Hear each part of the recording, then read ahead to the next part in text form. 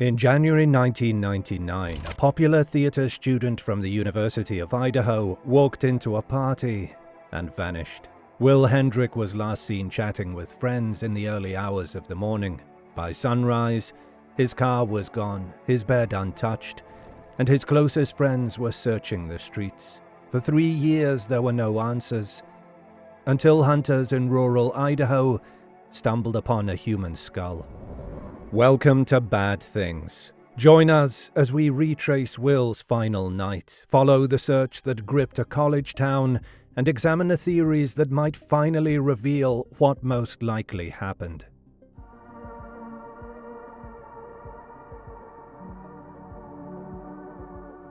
On Saturday, January 9, 1999, Wil Hendrick, a 25-year-old senior theater student at the University of Idaho, spent a day at home in Moscow working on renovations with his long-term partner, Jerry Schutz.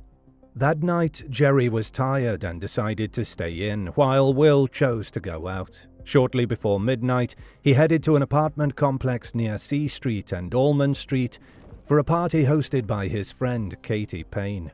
When Wil arrived, he discovered there were actually 2 gatherings in the building. Katie's on the 2nd floor, filled mostly with fellow theater students, and another one upstairs attended largely by local former high school athletes. Katie later described them as 2 different worlds, and she admitted to being a little on edge about the mix, especially because Wil was openly gay, quick to stand his ground, and when drinking, sometimes prone to heated exchanges. As friend Kathy Sprague put it, if somebody yelled a slur at him, he'd respond. He takes the bait.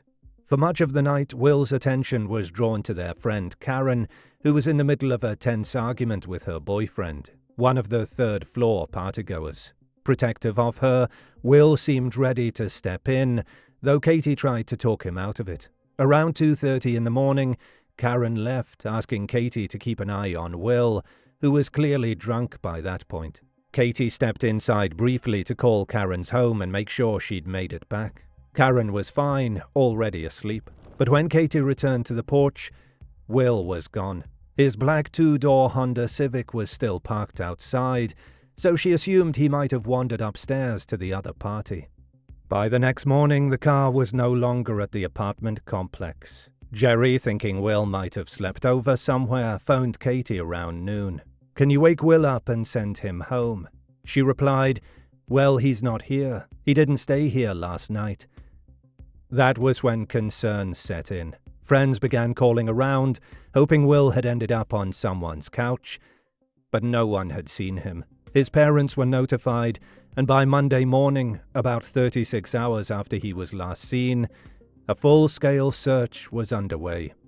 Later that Monday came the first real lead. Wil's car was found parked in a downtown Moscow lot near 4th and Jackson Streets. The Honda was unlocked and looked deliberately placed rather than abandoned in haste. Inside, police found Wil's wallet and his art portfolio containing sketches and costume designs, items Jerry said he would never have left behind. On the dashboard were keys to Wil's campus workplace. Officers processed the car, collecting several sets of fingerprints, but finding no blood, hair, or signs of a struggle. The driver's seat was pushed all the way back, as if someone much taller than Wil had driven it, and Jerry later noticed mud caked inside the wheel wells, suggesting the vehicle had recently been driven off-road. Witnesses recalled hearing a car speeding away from the complex between 3 and 4 in the morning, though it was never confirmed to be Wil's. One downstairs neighbor told police that a visibly intoxicated Wil had entered his apartment shortly after 2:30 a.m., drunk and belligerent, possibly looking for a fight. The man said he calmed Wil down and ushered him out. He was ultimately ruled out as a suspect and is believed to be the last person to have seen Wil alive. Several people from both parties were interviewed and took polygraph tests, all reportedly passing. With no body, no crime scene, and no solid evidence of foul play, the case stalled and remained a missing person investigation. In August 2001, more than 2 years after Wil vanished, it aired on Unsolved Mysteries, but the exposure brought no breakthrough. Everything changed on September 7, 2002, when two hunters scouting in a wooded rural part of eastern Latta County, just outside Moscow, discovered a human skull and jawbone. Dental records and DNA confirmed they belonged to Wil. No other remains were found, despite extensive searching. The coroner couldn't determine the exact cause of death, but ruled the manner as homicide. The remote location suggested deliberate disposal, and investigators shifted to treating the case as murder. A multi-agency task force formed, including Moscow Police, the Idaho State Police, the Latta County Sheriff's Office, and the FBI's Behavioral Analysis Unit. FBI profilers concluded the killer was likely someone Wil knew, familiar with the area where the remains were found. Still, despite renewed efforts and the weight of a homicide ruling, no arrests were ever made. To this day, the case remains unsolved, leaving Wil's loved ones and the community with questions that have never been answered.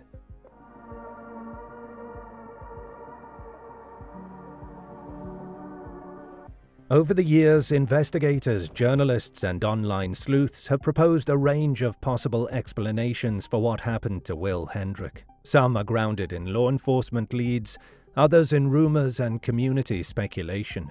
Each offers a very different picture of how a night out could end in homicide.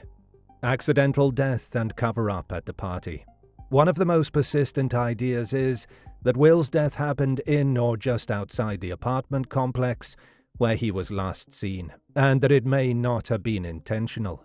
He was heavily intoxicated in a setting that already had tension between two social groups. Witnesses confirmed minor confrontations during the evening. According to this theory, Wil could have gotten into a physical altercation with someone, perhaps a friend of Karen's boyfriend or another upstairs guest, and suffered a fatal injury. In the panic that followed, those involved might have decided to hide his body rather than call for help.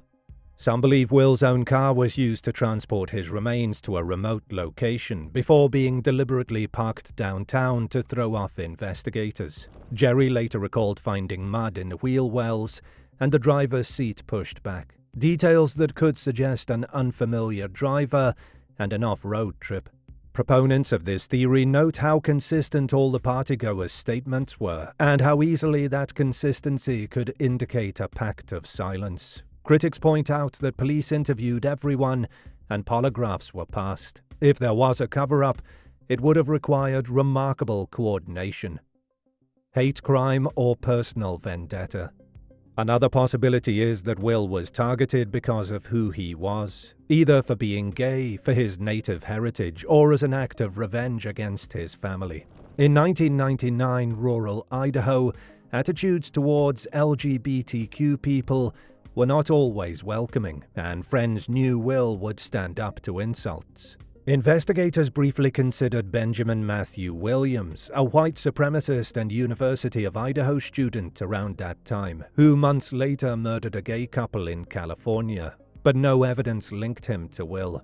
Wil's mother, Leslie Hendrick, who worked in law enforcement, uncovered a disturbing lead of her own. A relative told her they'd overheard 3 men bragging about killing Wil. Leslie recognized their names from her police work. She feared the murder might have been retaliation aimed at her through her son. Authorities have never confirmed this account, and the trail has gone cold. Some locals have suggested that being both Native American and gay might have influenced how seriously the case was pursued in its early stages. Others argue that without proof of targeting, this theory is speculation built on circumstantial factors. The fired shuttle driver. In the months before Wil disappeared, Jerry Schutz had a tense encounter with one of his employees, a campus shuttle driver who allegedly shouted a homophobic slur during an argument. Jerry fired him, and the man left angry. Wil knew this individual socially and had even stayed at his place on occasion. Records show that in the early hours of January 10th, around 4:30 to 5 a.m., right in the window of Wil's disappearance, the man checked out a refrigerated semi-truck from a Lewiston dispatch center. Shortly afterward, he left Idaho altogether, relocating to Florida. Investigators interviewed him and searched his trailer, but found nothing incriminating. He refused further cooperation and has never been charged. Supporters of this theory argue the timing, his sudden move, and the past hostility makes him a compelling suspect. Skeptics note there's no confirmed sighting of him in Moscow that night, and it would require him to have crossed paths with Wil in a very narrow time frame. Voluntary disappearance. At the very start of the case, before any evidence of foul play surfaced, some friends considered the idea that Wil might have chosen to leave town. He had occasionally talked about wanting to tour the country or just take off someday, but his close friends and family doubted he would vanish the day before a $6,000 financial aid check was due, or skip an important audition for a play he'd been preparing for. The eventual discovery of his remains put this theory to rest. Wil had not started a new life. His life had been ended. Investigative mishandling or cover-up. A final theory is less about the perpetrator and more about why the case remains unsolved. Former Latter County Sheriff's Office Detective Wayne Roche has said that then-Sheriff Jeff Crouch restricted access to case files, even from investigators working on the case. When Roche later became sheriff, he was stunned by how little follow-up had been done. Some speculate that Crouch may have been protecting someone, a relative, an informant, or a person with local connections. Others suspect that unconscious bias or prejudice toward Wil's identity could have influenced the urgency of the investigation. Law enforcement officials deny that the case was neglected or mishandled. Even so, the early delays and locked files have fueled suspicion that critical leads may have been ignored or quietly dropped.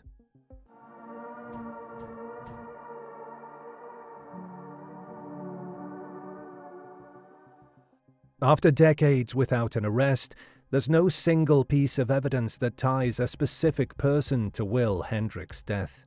But common sense and the process of elimination narrow the field. First, it's important to rule out what we can. The voluntary disappearance idea falls apart immediately. A targeted hate crime by an unknown outsider is harder to dismiss outright, but it carries problems. Wil's choice to go to Katie Payne's party was spontaneous. There's no evidence of a stranger stalking him out in advance. The FBI profile concluded the killer likely knew him and knew the area where the remains were found.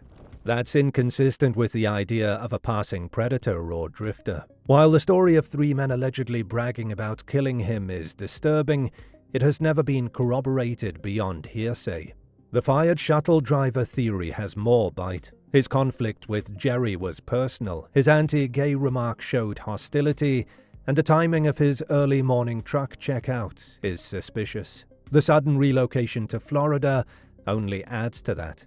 Still, to fit this theory, we have to accept that he happened to be in the right place at the right time to encounter Wil, a man leaving an apartment complex on foot between roughly 2:30 and 3:30 a.m., and managed to abduct him without notice. It's possible, but it demands more coincidence than the alternative. Which leaves us with the setting Wil was last seen in, the party itself. The simplest explanation is that the fatal encounter happened there or very close by, involving someone Wil knew, and that the aftermath was covered up before sunrise. He was heavily intoxicated, tensions were high between groups, and witnesses acknowledged confrontations earlier in the night. As Katie put it, something happened and it got out of control. It probably didn't mean to happen, but then whatever happened got covered up. The mud and wheel wells of Wil's car, the driver's seat pushed far back, and the deliberate downtown parking all fit a post-incident cleanup. Moving the car away from the complex would distance the crime from the location and confuse the timeline. Using his own vehicle would avoid connecting the disposal site to the perpetrator's personal car. And the rural dump site, a place only accessible by unpaved roads, matches the FBI's assessment of a killer familiar with the area. If this was an accidental killing during a heated moment, why has no one spoken in over 20 years? Fear and self-preservation are powerful silencers. If multiple people were present when Wil was injured or died, each could feel too exposed to come forward. Even if only one person knew the full truth, telling it now would mean admitting to hiding a body and obstructing justice. In a small college town, those stakes could seem insurmountable. The most likely chain of events is that Wil, already drunk and possibly agitated, confronted or was confronted by someone, perhaps from the upstairs party, in the early morning hours. A scuffle or blow left him gravely hurt or dead. Realizing the severity, the person acted quickly, enlisted help or acted alone to load him into his own car, drove out on muddy rural roads to a secluded spot, and left his body there. Then, before the town fully woke up, they parked the Honda downtown and walked away. Other theories: the fired driver, a revenge killing aimed at his family, a hate crime by strangers, remain possible, but they require more moving parts, more unlikely encounters, and in some cases more secrecy over a broader circle. Occam's razor favors the confrontation at the party scenario. It explains the timing, the transport, the location of the remains, and the lack of outside witnesses without adding unnecessary steps. What seems almost certain is that Wil's killer was not a random drifter. This was personal, and the answers likely sit within a small group of people who were in or around that apartment building in the early hours of January 10th, 1999. Someone there knows exactly how and why Wil's life ended, and why decades later they're still keeping it to themselves.